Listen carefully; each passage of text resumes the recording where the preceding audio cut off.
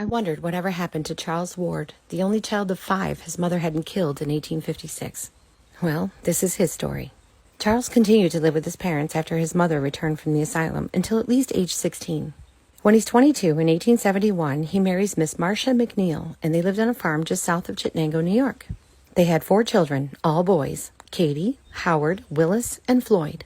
When Floyd is 9 years old, he contracts consumption, or as we know it today, tuberculosis. He progressively gets worse, and when he's 11, he's barely able to leave the house. After turning 14 in 1910, Floyd passed away. Charles's third son, Willis, married a woman named Erla Parkhurst, and they were a very well-liked couple in Chittenango.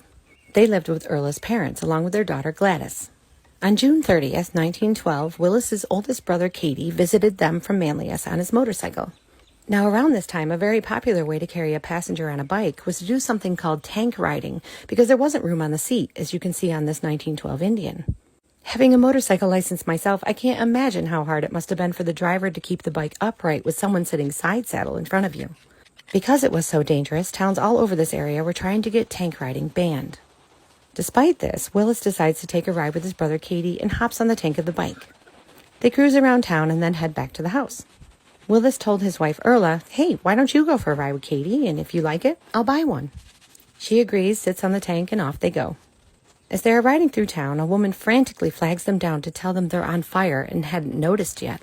It's believed that Erla's silk dress had soaked up some oil and gas residue from the tank, and when her dress touched the hot motor, it caught on fire.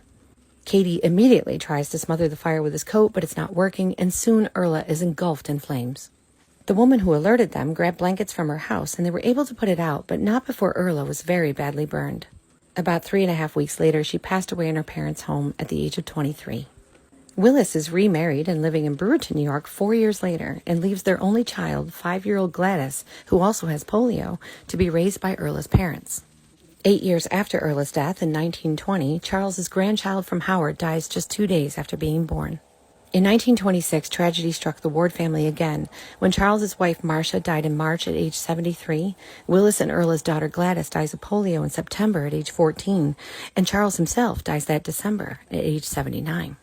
The reason I'm showing you Erla's stone instead of Charles is because even though he, his wife, his son Floyd, and Howard's baby are all listed as being buried here according to cemetery records, their headstones are missing.